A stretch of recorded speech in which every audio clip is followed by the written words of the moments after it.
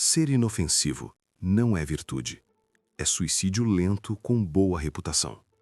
Você passou anos acreditando que a bondade seria recompensada, que ajudar sem ser pedido geraria lealdade, que estar disponível construiria respeito, que o mundo em algum momento reconheceria o quanto você se esforçou e devolveria na mesma proporção. Não devolveu. E não vai devolver. Não porque o mundo seja cruel por natureza, mas porque você opera com um sistema de expectativas que não tem nenhuma correspondência com o sistema que as pessoas ao redor estão usando para tomar decisões. Você usa o sistema da bondade recíproca. Elas usam o sistema do interesse. E enquanto você continuar projetando o seu sistema no comportamento delas, vai continuar sendo surpreendido por traições que, vistas de dentro do sistema correto, eram completamente previsíveis. Maquiavel foi absoluto sobre isso. Aquele que abandona o que é feito pelo que deveria ser feito, aprende a sua ruína em vez de sua preservação. O problema não é a sua bondade. O problema é que você confundiu bondade com inofensividade. E são coisas completamente diferentes. A bondade genuína é uma escolha feita por quem tem poder para não ser bondoso. A inofensividade é a ausência de capacidade de resposta disfarçada de virtude. Uma tem valor, a outra convida à exploração. Hoje vamos construir a diferença. Se inscreve no canal agora. Aqui, a psicologia do poder não é suavizada para ser palatável, é dissecada para ser útil. O erro que está destruindo você. Projetar sua bondade nos outros. Existe um mecanismo que opera silenciosamente por trás de quase toda decepção que você já teve com outra pessoa. Você chama de ingratidão, de traição, de falta de caráter. Na maioria dos casos, é projeção. Você é uma pessoa que cumpre o que promete, que aparece quando diz que vai aparecer, que retribui quando recebe.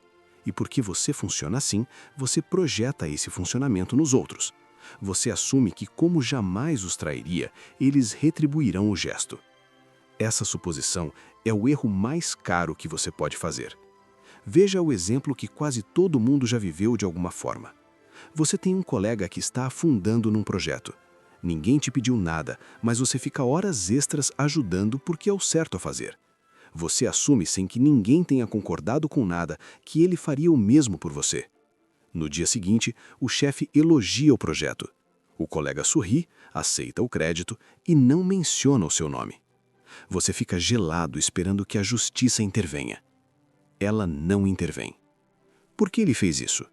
A resposta é mais sombria do que a sua moral gosta de aceitar. Ele fez porque no cálculo de interesses dele, você é um recurso gratuito. Não uma ameaça, não um parceiro com poder de resposta. Um recurso que está disponível, sem custo e independente de qualquer reciprocidade. Maquiavel foi preciso. Os homens são ingratos, volúveis e simuladores por natureza quando não são obrigados a ser o contrário. Não é pessoal, é estrutural. As pessoas não se movem por gratidão, se movem por incentivos. E se a sua bondade não tem custo, se a sua ajuda é fornecida antes de ser pedida e independente de qualquer reciprocidade, o seu valor de mercado nessa relação é zero. Você está distribuindo ouro para quem procura apenas pedras para subir. A mudança não começa em encontrar pessoas melhores. Começa em parar de escutar o que as pessoas dizem e observar obsessivamente o que elas fazem. E, principalmente, o que ganham com o que fazem. O ceticismo radical. A fortaleza mental que ninguém te ensinou a construir. Existe uma postura mental que a maioria das pessoas nunca adota porque foi ensinada a associá-la à paranoia ou à frieza. Maquiavel não chamaria de paranoia, chamaria de realismo. A mente forte não assume que todos têm boas intenções até que se prove o contrário. Ela assume que todos têm uma agenda até que o comportamento repetido ao longo do tempo prove o contrário. Essa distinção parece pequena quando descrita. Na prática, muda completamente como você entra em cada relação e o que você entrega antes de ter evidências suficientes para justificar essa entrega. Quando alguém te elogia, o ingênuo pensa que agradou, o estrategista pensa, o que essa pessoa quer de mim? Quando alguém pede um favor pequeno, o ingênuo corre para ajudar, movido pela necessidade de se sentir útil e aceito. O estrategista avalia o custo de oportunidade e, principalmente, o precedente que está sendo criado. Essa transição incomoda porque ela exige matar uma parte de você que quer acreditar que o mundo é justo e que as pessoas são fundamentalmente bem-intencionadas. Mas enquanto essa parte de você estiver intacta e sem supervisão, ela vai continuar abrindo portas para qualquer pessoa que saiba simular as emoções certas. Ingenuidade não é inocência, é uma ausência de limites disfarçada de abertura. E uma pessoa sem limites não gera respeito, gera exploração. Ser bom não é ser inofensivo, e essa confusão tem custado tudo. Existe uma mentira que foi repetida para você tantas vezes que parece verdade. Seja bom e não cause dano. O problema não está em ser bom, está em ter confundido ser bom com ser incapaz de causar dano. Se você é gentil apenas porque não tem a capacidade psicológica de ser perigoso, você não é virtuoso, você é inofensivo. Há uma diferença enorme entre as duas coisas. O coelho não come o lobo porque não pode, não por escolha moral. A virtude real requer poder. A bondade só tem peso moral quando é uma escolha feita por quem poderia não ser bondoso. Quando alguém te respeita, raramente é porque você é gentil. É porque percebem que, se quisesse, você poderia não ser. Para chegar a esse ponto, você precisa desenvolver algo que foi sistematicamente suprimido desde a infância. A capacidade de confrontar, de dizer a verdade mesmo quando ela machuca, de cortar relações que precisam ser cortadas sem que o pulso treme, de dizer não e manter o silêncio depois, sem oferecer a justificativa que a ansiedade está exigindo. Maquiavel foi preciso sobre isso. Um príncipe não deve se desviar do bem quando é possível, mas deve saber entrar no mal quando é necessário. A chave não é a maldade, é a capacidade de entrar nela quando a situação o exige. Porque o ingênuo paralisa diante da crueldade alheia, o estrategista entra nela, a neutraliza e sai intacto. Você precisa parar de ter medo de ser o vilão na história de alguém que se beneficiava da sua ausência de resposta. Se defender os seus limites, o seu tempo e o seu trabalho faz alguém te chamar de egoísta, seja o mais estrategicamente egoísta que existe. As pessoas não respeitam quem não tem capacidade de resposta. Respeitam profundamente quem poderia destruir a posição delas e escolhe ser civilizado. Agora uma pausa.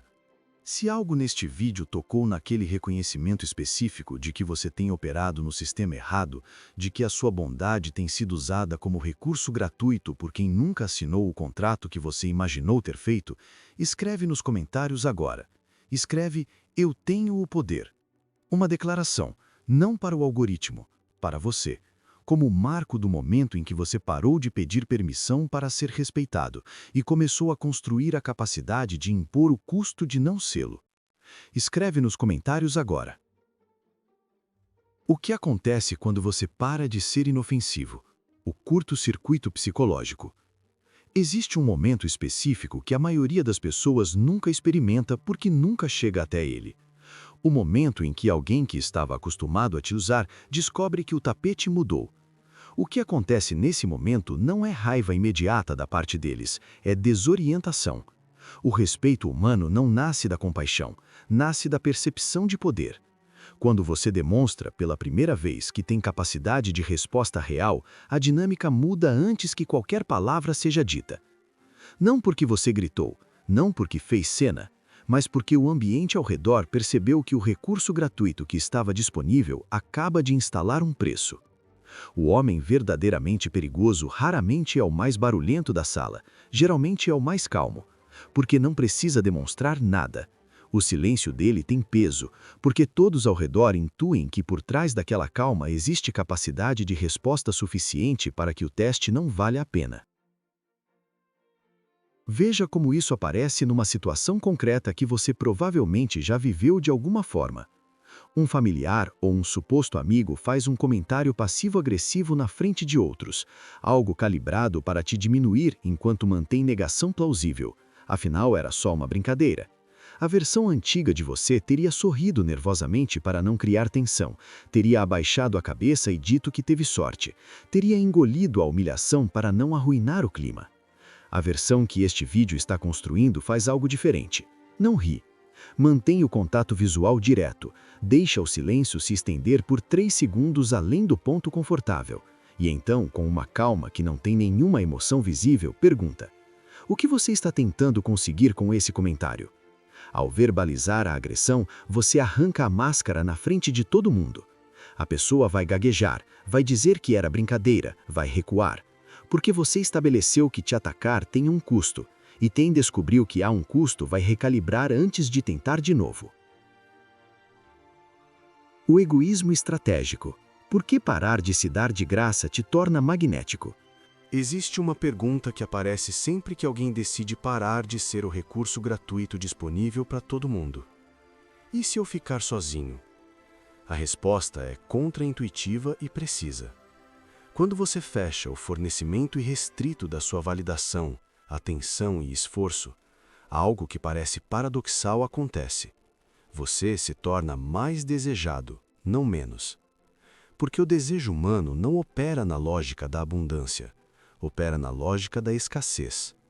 Quando você está sempre disponível, quando seu sim é automático, quando o seu tempo pode ser acessado por qualquer pessoa a qualquer momento, o ambiente ao redor aprende que não há custo de acesso. E o que não tem custo de acesso não tem valor percebido. Quando você começa a ser seletivo, quando o seu sim passa a ser precedido por uma avaliação real, quando a sua presença para de ser garantida independente do tratamento recebido, algo muda na forma como as pessoas ao redor calibram o que você representa. Você para de ser o recurso gratuito e começa a ser o recurso que precisa ser conquistado. O erro fundamental que a maioria comete é acreditar que relações são construídas sobre débito moral acumulado. Se eu fizer 100 favores hoje, terei 100 créditos de lealdade amanhã. Não é assim que funciona. A memória da gratidão tem uma meia-vida curta. A memória do interesse é permanente. As pessoas não se movem pelo que você fez no passado, se movem pelo que você pode fazer, ou contra elas, no futuro imediato. Aceitar isso não é cinismo, é o único diagnóstico que produz uma resposta útil. Porque quando você para de esperar gratidão e começa a gerir interesses, você para de ser surpreendido por traições que, vistas de dentro do sistema correto, eram completamente previsíveis. Maquiavel resumiu com a brutalidade que era a sua marca. Os homens esquecem mais rapidamente a morte do pai do que a perda do patrimônio. O interesse pessoal é o motor mais constante do comportamento humano. Não porque as pessoas sejam más, mas porque esse é o sistema que opera independente das intenções declaradas. E o homem que opera dentro da realidade tem vantagem estrutural permanente sobre o homem que opera dentro da narrativa que preferiria que fosse verdade. A autossuficiência emocional, o estado que torna você intocável. Existe um traço que separa de forma consistente quem é controlável de quem não é. Não é a inteligência, não é a força física, não é o status social. É a necessidade de aprovação externa. Quem precisa de aprovação para funcionar pode ser controlado pela ameaça de retirá-la. Quem desenvolveu uma estrutura interna suficientemente sólida para operar independente da aprovação alheia, simplesmente não tem esse botão disponível para ser pressionado. O ingênuo vive esperando que alguém venha, que o chefe reconheça o esforço, que o parceiro mude, que o sistema seja mais justo, que alguém em algum momento reconheça o quanto foi injusto e corrija. Essa espera é a forma mais eficiente de garantir que nada vai mudar, porque transfere para fatores externos a responsabilidade sobre o que só você pode mudar. A mente forte parte de um pressuposto diferente. Ninguém virá, não por amargura, por clareza. Quando você aceita que o mundo é indiferente ao seu sofrimento e que nenhum karma vai punir quem te fez mal enquanto você observa do sofá, você para de desperdiçar energia em indignação e começa a usar essa energia para se mover. A queixa é o som de quem não tem poder sobre a situação. O silêncio seguido de ação é a marca de quem decidiu que tem. Você quer um aumento. Não trabalhe mais duro esperando que percebam. Construa uma oferta irrecusável ou leve as suas competências para quem vai pagá-las corretamente. Você quer respeito. Não peça. Estabeleça consequências claras para a ausência dele e execute essas consequências quando necessário. Você para de ser espectador da própria trajetória e começa a ser o autor dela. O movimento final. Parar de se explicar. Existe uma compulsão que a maioria das pessoas nunca nomeia porque parece razoável demais para ser identificada como fraqueza. A necessidade de se justificar. De explicar por que disse não, por que saiu cedo, por que cortou uma relação, por que tomou uma decisão que não precisa da aprovação de ninguém para ser válida. Quando você se justifica, você comunica algo específico, que o julgamento de quem está ouvindo tem autoridade sobre as suas decisões. E ao comunicar isso, você entrega o controle que acabou de tentar recuperar. A transformação se completa no dia em que você diz não e fecha a boca depois.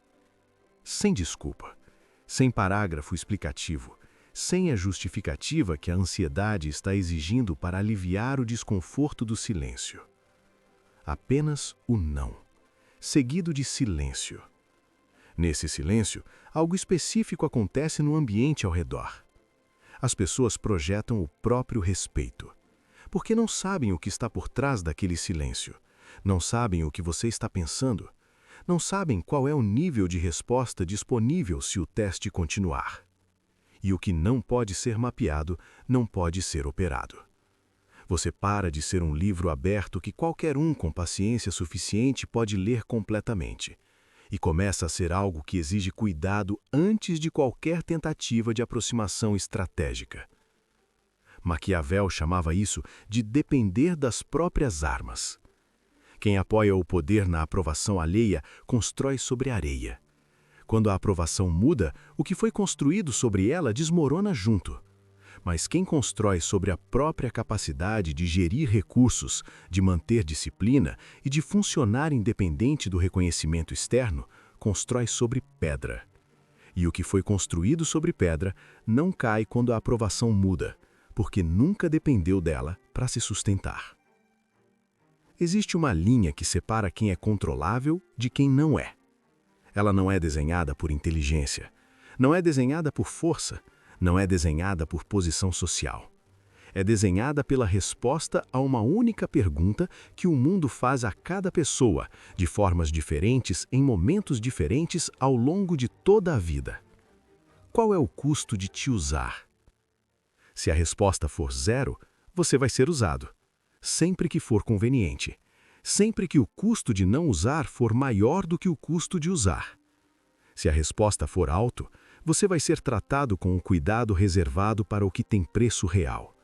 Não porque você seja mais agressivo, não porque você seja mais frio, mas porque o ambiente aprendeu, através do comportamento que você demonstrou de forma consistente, que o acesso a você não é gratuito. Que há consequências reais para quem decide testar onde estão os limites. Que o recurso disponível não está em liquidação permanente. Essa percepção não se constrói com um discurso, não se constrói com uma conversa sobre limites, não se constrói com uma declaração de que as coisas vão ser diferentes agora. Se constrói com comportamento. Repetido, consistente, silencioso. Uma recusa sem explicação de cada vez. Um silêncio sustentado onde antes havia defesa de cada vez. Uma saída estratégica executada sem drama de cada vez. Com o tempo, o ambiente ao redor aprende, e o que o ambiente aprendeu sobre você não pode ser desaprendido com a mesma facilidade com que foi instalado. 3 coisas antes de encerrar. Se inscreve no canal agora, se você ainda não fez isso. Cada vídeo aqui é construído para ir onde a maioria dos conteúdos não tem coragem de ir. A psicologia real do poder, sem a versão suavizada que te faz sentir bem enquanto te mantém no lugar. Deixa o like neste vídeo como declaração de que você apoia a verdade, mesmo quando ela exige que você abandone uma narrativa confortável sobre por que as pessoas ao redor não te valorizam da forma que deveria. E se você ainda não escreveu, "Eu tenho o poder" nos comentários, faz isso agora. Como marco, o dia em que você parou de operar no sistema errado e começou a gerir interesses, em vez de esperar gratidão. Se você chegou até aqui, você ficou com algo que a maioria abandona quando começa a tocar em responsabilidade pessoal. Porque é mais confortável acreditar que o problema está nas pessoas ao redor, que são ingratas, que são egoístas, que não reconhecem o valor do que você oferece. Tudo isso pode ser verdade, e ainda assim ser completamente irrelevante. Porque o sistema que você estava usando para se relacionar com essas pessoas garantia que o resultado seria o que foi. Você operava com a lógica da bondade recíproca, num mundo que opera com a lógica do interesse. Isso não é julgamento, é diagnóstico. E diagnóstico correto é o único ponto de partida que produz mudança real. A partir daqui, o que muda não é o mundo ao redor, é o sinal que você emite sobre o custo de te usar. E quando esse sinal muda, o tratamento que você recebe muda junto. Não porque as pessoas mudaram, porque o cálculo que fazem sobre o custo de não te tratar bem foi recalibrado. Entender como o poder realmente funciona não torna as próximas relações mais fáceis imediatamente, mas torna progressivamente mais difícil para qualquer pessoa ao redor continuar operando como se o custo de te usar fosse zero. E isso, no fim, é o único tipo de respeito que vale alguma coisa. O que foi conquistado, não o que foi pedido.